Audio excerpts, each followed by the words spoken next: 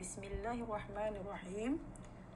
Kumpulan kami akan membentangkan tugasan yang ketiga yang bertajuk Analisis Kesilapan melalui mini kajian yang telah dijalankan bersama. Ahli kumpulan kami terdiri daripada 3 orang, iaitu pertama Nur Eva Sharma binti Muhammad Aris, kedua Nur Atikah binti Abdul Malik, dan yang ketiga Tuti Haryani S binti Samsudin. Pengenalan. Kajian analisis kesilapan ini dijalankan kepada murid-murid tingkatan 1 aliran agama daripada sebuah sekolah di Petaling Jaya. Seramai 5 orang responden telah dipilih secara rawak. Kesemua responden ini berbangsa Melayu dan mereka menggunakan bahasa Malaysia sebagai bahasa ibunda dan bahasa Inggeris sebagai bahasa kedua. Semua responden telah mempelajari bahasa Arab sejak 6 tahun yang lalu.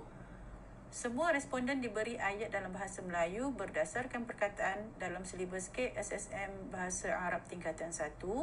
Responden perlu menulis ayat bahasa Arab berdasarkan ayat bahasa Melayu yang telah diberi.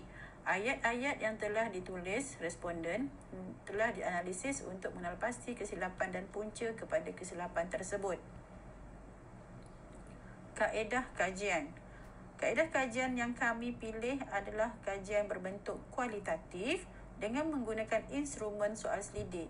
Soalan yang diberikan kepada murid ada 3. Pertama, Ali telah pergi ke perpustakaan semalam.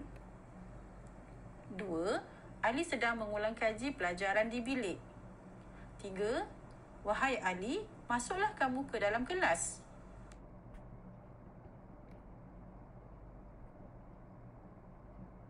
Berikut adalah hasil kajian dari responden yang pertama. Contoh arahan, terjemahkan ayat berikut ke dalam bahasa Arab. Soalan yang di-highlightkan warna biru adalah soalan yang betul. Maka jawapan murid yang di-highlightkan dengan warna merah adalah jawapan yang salah. Seterusnya, hasil kajian responden kedua, responden ketiga, hasil kajian responden keempat, dan yang terakhir hasil kajian daripada responden yang kelima. Punca berlakunya kesalahan ejaan baris tata bahasa murid. Pertama, kesalahan buku teks. Tiada tanda ralat disediakan ataupun dilampirkan jika terdapat kesalahan ejaan baris tata bahasa pada buku teks. Yang kedua, jika terdapat kesalahan ejaan baris ataupun tata bahasa pada buku teks, terpaksa menunggu satu tempoh masa yang lama untuk dibuat sempakan semula. Kedua, kurang menguasai kandungan. Pertama, guru sendiri kurang menguasai sistem bahasa, dan yang kedua, murid kurang menguasai sistem bahasa. Slide seterusnya adalah penggunaan alat terjemahan, machine translation. Ia adalah sebuah aplikasi penerjemah yang diberikan oleh Google untuk memudahkan pengguna. Aplikasi ini sangat disukai oleh murid-murid kerana ia mudah diakses dan mudah diterjemahkan. Kelemahan aplikasi ini ialah yang pertama, ayat yang ingin diterjemah tidak diterjemah dengan baik. Kedua, aplikasi ini tidak menggunakan ayat yang teratur. Dan yang terakhir, maksud yang ingin disampaikan tidak jelas sekiranya ayat teks yang diterjemahkan 100% menggunakan aplikasi. Maka, penambahbaikan untuk alat terjemahan ini ialah pertamanya penglibatan aktif pakar-pakar bahasa Arab. Kedua, syarikat aplikasi ini perlu menggunakan khidmat terjemahan kepakaran bahasa Arab sebagai penyemak dan penutur bagi mengelakkan kesilapan yang sama. Dan yang terakhir, kolaborasi antara pakar bahasa dan pakar IT dikukuhkan secara berterusan demi penghasilan bahan yang berkualiti serta menepati keperluan. Baiklah, untuk punca yang keempat iaitu kelemahan aplikasi Qawaid. Dalam kajian yang telah dijalankan, responden mengalami kekeliruan untuk menggunakan fail yang betul berdasarkan kepada masa ataupun mengikut domain yang telah diberikan, iaitu kata ganti nama yang telah diberikan. Contohnya, kepada respon pertama, responden telah menggunakan fail mudhari' pada ayat yang sepatutnya menggunakan fail amar.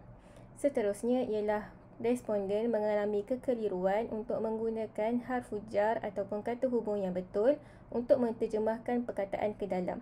Ada responden yang menggunakan perkataan fi, ada yang menggunakan li dan ada juga yang menggunakan ila.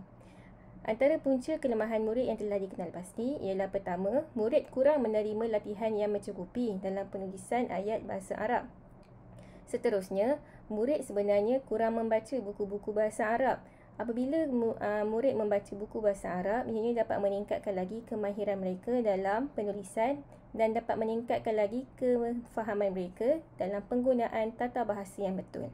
Seterusnya, kaedah pengajaran guru juga memberikan pengaruh kepada penguasaan zaman murid untuk menggunakan ataupun menulis fi'il yang betul ketika menulis ayat. Baiklah, sebagai penutup, kajian terhadap elemen-elemen kesilapan ini dapat membantu guru dan juga pihak-pihak yang berkenaan untuk memperbaiki dan memantapkan lagi penggunaan bahasa. Kajian ini dapat memastikan bahawa interaksi antara penutur dan guru berjalan dengan lancar, dan juga kajian ini dapat mengenal pasti adakah murid dapat memahami konteks penggunaan bahasa Arab yang betul, kerana jika mereka gagal untuk memahami penguasaan konteks yang betul, maka mereka juga mempunyai masalah dalam komunikasi dan penulisan ayat. Oleh itu, semua pihak perlu berusaha untuk membantu proses pengurangan kesilapan yang berterusan, dan guru juga perlu memberi latihan secara berterusan kepada murid untuk meningkatkan lagi tata bahasa murid.